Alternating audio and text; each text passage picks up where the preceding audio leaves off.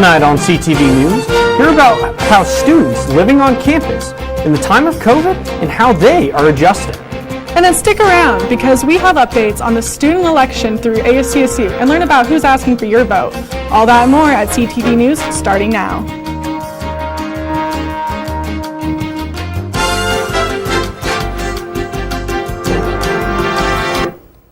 Good evening, Rams. I'm Kenneth Frederick. And I'm Sophia Ridley. Welcome to the first Thursday night news show.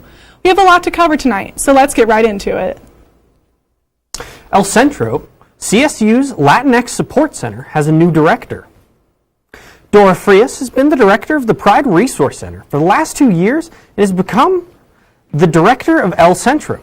Frias said in a letter posted on El Centro's website that she's ready to stand with students in these difficult times. Student staff members are excited about their new director and being able to help others in the upcoming year. Students in the Latinx community are able to get help on El Centro's website at elcentro.colostate.edu. With election season finally here, candidates are out and about talking with students about what they hope to accomplish within their campaign process. ASCSU members took to the plaza today, setting up tables and talking to all students who would listen about their campaigns. CTV had the opportunity to talk to the members about their campaigns. My name is Jasper Sloss. I'm running for president of ASCSU, the student government here at CSU. And most of all, we want to be a voice for students. Student leadership should be the representative for students through to administration, on the student fee review board, and across campus. And we feel that it's time that your student leadership is directly accessible to you. Hi, my name is Hannah Taylor. I'm running for student body president with Noah Schindler. We're running on 3 platforms. The first one is COVID relief. We want to respond to the circumstances that have come up because of COVID. We want to expand transportation through innovative ways. We want to make housing in Fort Collins affordable and accountable. So my name is Tristan. I use he, him, his pronouns. I'm running for Speaker of the Senate. I want to help develop quick kits, which other universities have already implemented, increase food access and decrease food insecurity on our campus. I'm also hoping to extend a laptop rental program, which is longer than the week or 2 weeks that we have on campus currently, as well as open educational resources. My name is Christian Dykson, and I am running for Speaker of the ASCSU Senate, Student Government. Our transparent message is we want to support you. And we want to hear your story. And there are a couple ways that we've drawn that out. This idea of micro-legislation is something we've been talking about. And that's our core message, is we want to know if you feel heard. Listening is a choice. Let Christian uphold your voice. That's our slogan because we know that listening is a choice. And we know that it can create change when we do that. With the ASCSU campaigning this season in full swing, this is the time where we'll really start to see these students start to shine and push what they believe is best for the student body. Make sure to stay tuned in to CTV as we will be continuing to get election coverage in the following weeks. According to CSU's COVID recovery website, there have been up to 105 cases since September 2nd, making a little over 5% of the county's cases. CSU's website states that one of the best ways to keep our community healthy is to identify the people who have COVID-19 and to help them take action to prevent from further spreading. Testing locations can be found at the CSU Health Network or various places around Larimer County. Testing at the Health Network is done at the direction of the Pandemic Preparedness Team and is free to students. Free testing for those who may be at risk brings slight relief to students on campus. Especially like working here and knowing that, but if testing increases and like we see the numbers increase, it'll definitely be like worrisome, especially if everything shuts down again. But as of right now, it's take and give. As if life hasn't been strange enough, students in the dorms are undergoing an unconventional first year on campus. We were able to sit and listen to the reality of their new world. Freshmen at CSU are experiencing a first year like no other. From eating at the dining halls to making friends, everything is simply bizarre. According to freshman students Tyler Falkenberg and Tyler Wolf, meeting new people has been challenging. With most of their classes being online, their friends are primarily the people that live next door. On my floor, I've met a lot of really cool people because we just went and knocked on everybody's doors to get to know them. So that's been fine. But besides that, yeah, it's kind of tough. One of the major changes freshmen are facing this year is their access to the dining halls. Second servings are a thing of the past, and you no longer have the advantage of creating your own meals. You can either go directly to myramcard.colostate.edu or use your phone to scan a QR code to go to the website. After you access the website, you look at the online menu and select from predetermined options to decide what you want to eat. Select one of 4 dining halls and reserve a pickup time to place your order. Arrive at your specific reservation time, swipe your CSU ID, and then pick up your food in an individual paper bag. With no longer being able to dine in, students are choosing to eat outside while the nice weather is still around. There are signs placed both in and outside of the dining hall reminding students to remain 6 feet apart at all times, and to, of course, wear a mask. Although there have been many changes this year, freshman equine sciences student Lexi Runnels from Illinois says that they have been updated and informed consistently from the very beginning. I think CSU has done a fantastic job. They've kept us in the loop about everything. So since day one of registering with CSU, I've gotten emails like updating about what's happening, especially like through the football team as well when all of that came out. I think President McConnell does a wonderful job of keeping everyone up to date with what's happening and reminding people who have been lacking on getting tested to get tested. Even though the future of in-person classes is uncertain, many freshmen want to stay on campus if the school decides to go completely online. We can only hope that with the efforts that CSU has been making, all students can remain on campus for the entirety of the school year. Fort Collins City Council has passed several campaign finance reforms in time for the upcoming election in April of 2021. These changes come as nonpartisan groups push for less loopholes in campaign financing.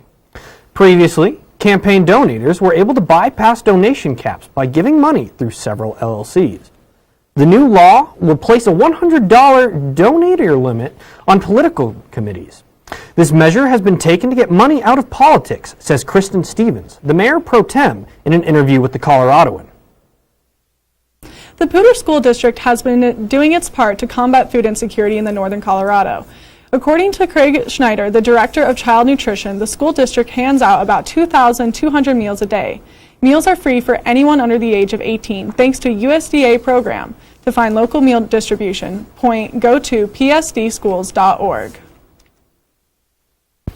As of Tuesday, Stage 2 fire restrictions have been put into place by Fort Collins City officials. After taking into account conditions such as air quality, precipitation, and other regulations, the city manager and the Poudre fire chief decided to implement additional restrictions to outdoor fire pits and grills. This is due to the intensity of the Cameron Peak fire, which has burned tens of thousands of acres and is only 5% contained. Noticeably poor air quality in the last few weeks continues to worry citizens of northern Colorado due to the impact the smoke could have on worsening COVID symptoms. A question many on campus seem to have is where their student fees are directed towards. Luckily, more recently, a student fee review board has been created, allowing those attending the college to have a direct say in what money goes where. Student fees are given to almost 24 different areas and make up more than $60 million. These areas include places such as the rec center, student events, and other campus-related activities. Different areas require different needs, some being in constant demand for more funding, whereas others are regularly supported. Members of the SFRB say it is a great way to get involved and keep spending in the students' best interest. Recently, in both Colorado and Wyoming, U.S. Immigration and Customs Enforcement arrested 63 illegal immigrants. Although it is not specified how long the operation took place, ICE says that it has targeted individuals with previous criminal histories. According to ICE's Denver Field Office Director, John Fabricatore, each person arrested had a history of endangering people, including the abuse of children or a spouse. He says these arrests helped remove the perpetrators of abuse from the lives of their victims. Fort Collins residents could soon have a new way to get around Colorado. A potential passenger rail line, which would be stationed in town, could accommodate nearly 9,000 people every weekday and roughly 3 million travelers per year. The rail line, which is yet to be finalized, is predicted to reduce vehicle travel by over 1 million miles per week. The line would commute from Fort Collins to southern Colorado, reaching as far as the city of Pueblo, cutting directly through Denver. Officials claim the project, once completed, could save the state upwards of 94 tons of greenhouse gas emissions daily. The rescue mission in Fort Collins will temporarily be moving its overnight shelter services to a larger warehouse to accommodate people in accordance with social distancing. City Council approved the emergency ordinance Tuesday, September 1st, to avoid a longer review process. The new shelter will be set up at 1301 Blue Spruce Drive, which is a building owned by Larimer County Food Bank. The property will be leased by the city from September through April 2021. Thanks to a large donation by CSU alumni Donna Hildenbrand, there will soon be the Donald and Esther Harbison Experiential Learning Center at the Colorado State University Mountain Campus.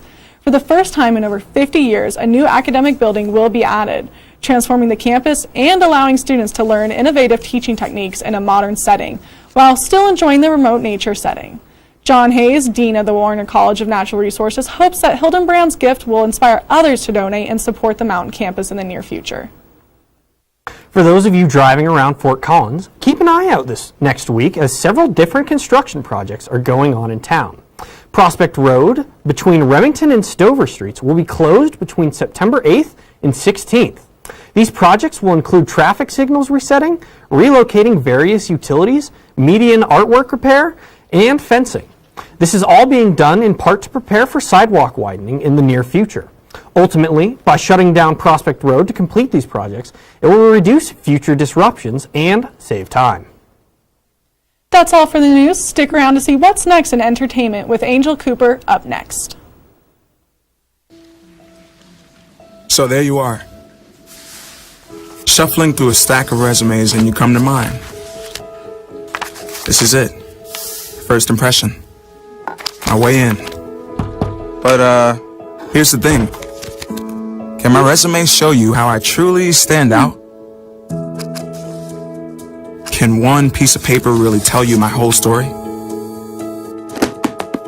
Like that I was studying, going to night school while working 2 jobs just to help my parents pay for groceries. Or how anytime there was an opportunity, I was the first one to step up. Because I wasn't gonna let my life, my circumstances dictate who I was gonna become. And all of that determination, the commitment, the drive, that's me. And that's something you just can't put on paper. Look beyond the resume. Discover new ways to develop great talent, like me.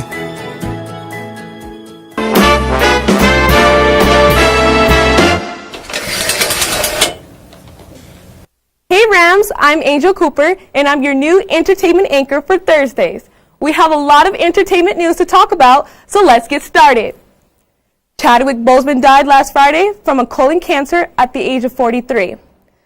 While people are still mourning from his death, Bozeman South Carolina High School has revealed plans to honor him with a scholarship fund in his name. Principal Walter Mayfield at TL Hanna High School confirmed on Wednesday that is in the process of setting up a grant called the Chadwick Boseman Memorial Scholarship, which will be awarded to one student. If you didn't know, Mulan, a Disney classic, is coming to life, and it's planning to be released tomorrow, September 4th on Disney+. If you and your friends are looking for new movies to watch, Mulan could be an option for you and your friends. I don't know about you, but I've been waiting for this movie to come out since Disney announced it. So I know what I'm doing this weekend. Speaking of weekend plans and movies, the Holiday Inn Drive-In could be something fun for you to try. If you like watching movies and you're bummed out that the movie theaters are not open, maybe a drive-in might be good for you and your friends. This drive-in is providing entertainment when you can't find it other places.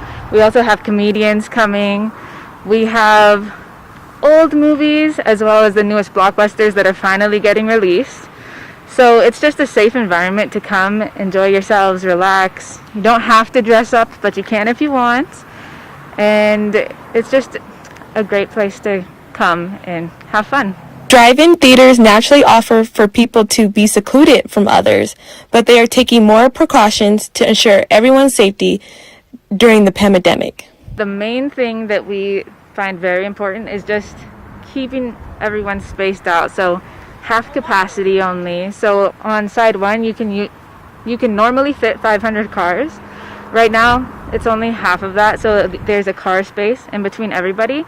So we want to keep everyone in their circle. So if you come with your family, stay with your family and keep that spaced out. We also have regular bathroom checks because there is a lot of traffic to the bathroom, so that's something very important. The drive-in provides food that you can purchase with your ticket. Everything's online, so you have to buy your tickets online, you have to order your food online. So we're trying to cut down on the cash handling. To go to the patio to pick up your food and pick up your snow cones. So that is the other thing. We do ask that you wear a mask whenever you're out of your car. away from it walking around. You can personalize your time at this theater for as long as they are open. We're planning on staying open right now until the end of October. Whether or not we push that out further is kind of weather dependent, but we have a lot of good shows lined up in these next couple months. I'm so glad that Fort Collins has a drive-in. Now I don't have to spend all my weekends watching Netflix in bed. The 2020 food truck Grab and Go started in June and will continue to go through October. Every Monday through Thursday from 5 to 8 in the evening. There's plenty of parking for people to stop by and pick up their food to go. They're waiting for approval to see when they can actually do the rally due to COVID-19. But you can find more information about the food truck Grab and Go on their website, www.focofoodtruckrally.com. Right now, first responders are more important than ever, especially with all that they had to do during this pandemic. A way to show your support and salute first responders is to get out and run. Yeah, you heard that right. The Fortitude 10K is an annual race that happens in Fort Collins, but due to COVID-19, this year's race will be a little different. The event organizers are hosting a virtual event that encourages people to run, jog, or walk from a location that they're in between Friday and Sunday. You can register online for free on their website, www.fortitudeboldboulder.com. Well, that's all the entertainment news that I got for you this week. But watch out, because temperatures could be dropping next week. Yanae Moraine will bring you the latest weather forecast after the break. Stay tuned. Dad? Just 1 minute, okay? Hey, Bobo, do trees tell each other stories? I'm sorry. I'm afraid I don't know that. Hey, why don't we go find out?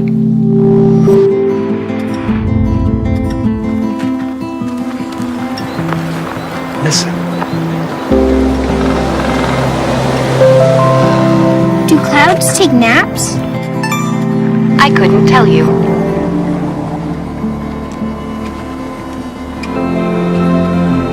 Can birds draw pictures? I don't have an answer for that. Dad, do stars visit their friends? Look!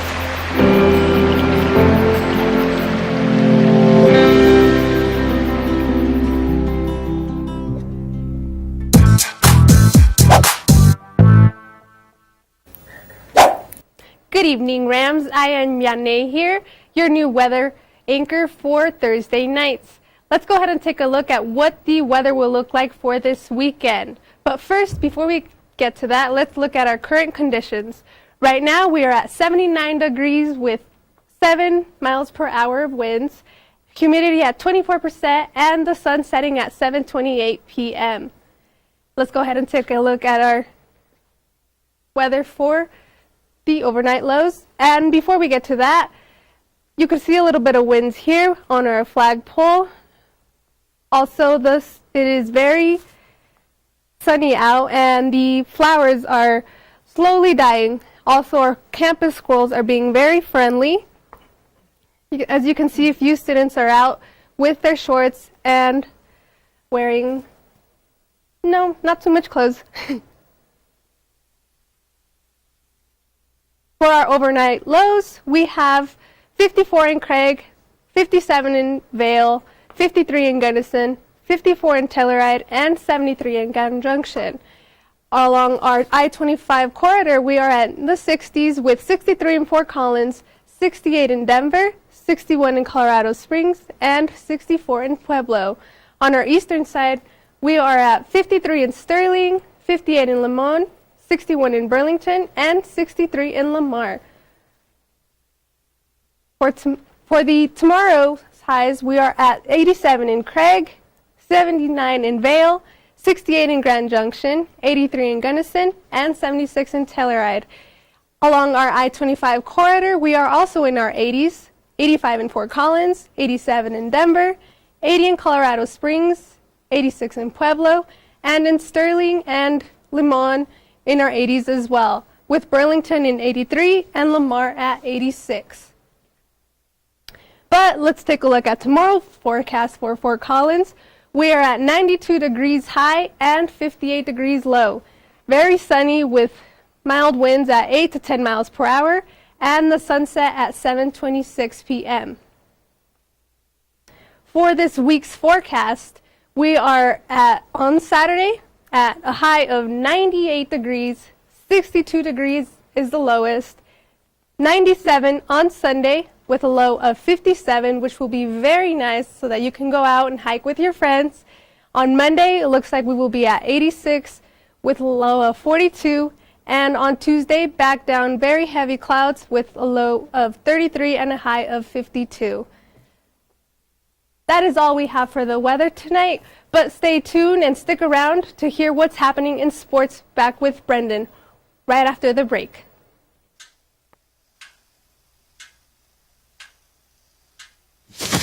Awkward. Do I look familiar? I should. You might remember me from here. Here.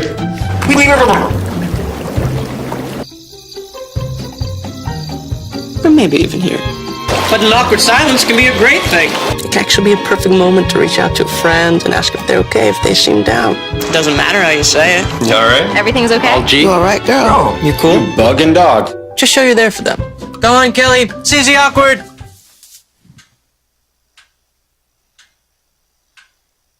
Hey, you haven't really been yourself lately. Are you okay? Find out how you can help a friend with their mental health at seizetheawkward.org.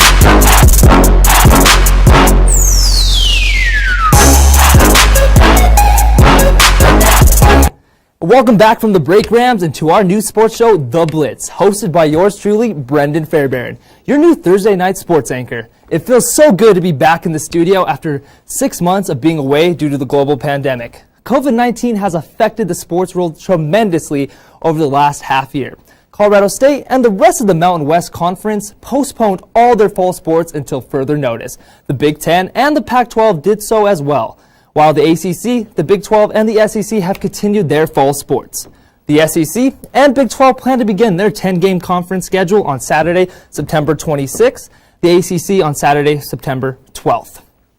Brendon, until we get some college sports, I have some new segments to introduce.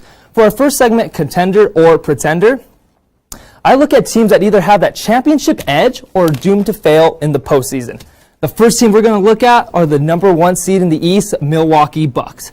The first thing I notice about the Milwaukee Bucks is that they're missing their defensive presence that they had before the bubble. Pre-bubble, they had 5 players rated in the top 10 defensively. Now they have 0, and that's including Defensive Player of the Year, Giannis Antetokounmpo. And Jimmy Buckets torched them for 40 points in Game 1 and won Game 2 with some free throws, controversial free throws, but nonetheless, they're still in a 0-2 hole. Not enough, and also the reason they're in this hole because they don't get enough support from their guard position. Eric Bledsoe with that right hamstring injury, and Matthews and George Hill and DiVincenzo are still averaging less than 10 points per game. If they're going to have any chance against the Heat, they're going to need more production from their guard position. And what scares me the most about Giannis is he needs to be more aggressive. Game 1, he shot 6 for 12, a little bit better in Game 2 for 10 for 18, but he's ranked 30th defensively in the playoffs. That is unacceptable from Defensive Player of the Year. So they are pretenders in my book until Giannis can step it up and flip that switch and get more productivity from their guard position.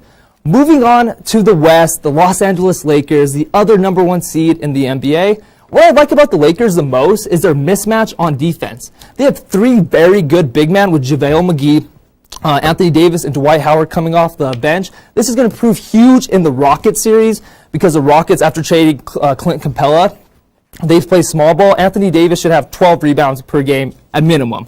But you can't forget about LeBron James. He's averaging a triple-double with 27 points per game, 10 assists, and 10 rebounds. Anthony Davis is also averaging 29 points per game. I'm not worried about those players. I'm mostly worried about their role players. Danny Green is shooting 35%, Kuzma at 36%, and Caruso at 37%, and Kentavious Caldwell-Pope at 38%. I still have the Lakers at contenders just due to the high level that that Anthony Davis and LeBron James are playing at. Switching gears to the ice, the Las Vegas Golden Knights look to close out their second round series in Game 6 against the Vancouver Canucks tonight at 7:45. And if you're one of the many sports gamblers out there like me looking for that perfect parlay, What Are the Odds is the perfect segment for you. I give my top picks for money lines, over-unders, and spreads for the upcoming games. So let's start with money line. Golden Knights, I like them at minus 250. The Canucks outshot the Golden Knights 44-17. I don't see that happening again. Fleury, the Knights are getting Fleury, starting goalie, back, and he hasn't lost to the Canucks since 2008. I could see that trend definitely continuing. For the over-under, I have the Nuggets and Clippers at 223. The reason I like this is because Jokic is such a mismatch on Zubac. He should have a great series. Jamal Murray coming off a historic series against the Jazz. And like how they play up tempo, and Kawhi Leonard at 32 points per game. I'm taking the over on most games. For the spread, I like minus 10 for the Chiefs. Take that as soon as possible because that is subject to change. The reason I like that because the Texans traded DeAndre Hopkins and lost Carlos Hyde. The Chiefs are also out with starting corner Bashaud Breeland due to suspension, but Okafor and Chris Jones are going to wreak havoc in that backfield. And the Chiefs' offense is definitely way overpowered for the Texans' defense to even keep up with. But since there's no Rocky Mountain Showdown due to COVID, I thought it'd be interesting if I gave my own money lines for money line spreads and over-unders for CU versus CSU. For money line, I have CU at minus 110. The reason I have it more even is because the Buffs lost Steven Montez and Shelnut Jr. The Rams, on the other hand, lost starting wide receiver Warren Jackson as he opted out of the season, and starting safety Jamal Hicks. And for the over-under, I have it at 65.5. I like the over because the last matchup went over 80 points. And with Carl Dorrell as a new coach for the Buffs and Steve Adazio for the Rams, I expect a lot of mistakes, especially defensively. Should be a high-scoring affair. And for the spread, I like plus 13 for CSU. The reason is they're playing at Canvas. They're at home. Like I said, they have new identities on coaching, new systems. That's obviously going to take. It'd be interesting to see how both teams adjust to that. But the quarterback room is what gets me the most. Sophomore quarterback Tyler Lytle is starting for the Buffs. Give me Patrick O'Brien, who's a redshirt senior who has experience in chemistry with his receivers. I like the spread on plus 13 for the Rams. Well, picking the spread and over-unders, that's one thing. But winning is the only real stat that matters. For our final segment, Buzzer Beater, I will give my predictions and reasoning for 7 matchups in 1 minute. Let's get it started. Starting with Nuggets versus Clippers. I like the Clippers in Game 1. They have rested. They're very well rested. Kawhi Leonard is averaging 32 points per game. Clippers win Game 1. Raptors versus Celtics. Raptors get their first win of the series. Expect Marc Gasol to have a bounce-back game. Stars versus Avalanche. The Avalanche down to the third-string goalie. Doesn't matter. Still outscored the Stars 10-4 the last 2 games. Avalanche pull the series comeback. Diamondbacks versus Dodgers. Luke Weaver has an earned run average of 8.23, one of the worst in the leagues. Mookie Betts and the Dodgers should have a field day. Dodgers all day. Colorado versus Colorado State. The Rams lost by 21 points last year. I don't see them being 21 points better. Give me the Rams. Northern Colorado versus Colorado State. Steve Adazio's experience over Ed McCaffrey's. No-brainer. Rams. Texans versus Chiefs. Chiefs offense. They lost the weapons for the Texans. They're obviously way too overpowered. So give me the Chiefs in this one. Well, I'm feeling pretty confident about these picks. We'll see next week. I'll be definitely keeping track. But that's all we have for this week. Tune in next week for my predictions for the upcoming NFL season. Enjoy the rest of your week and your long weekend. We'll see you next Thursday.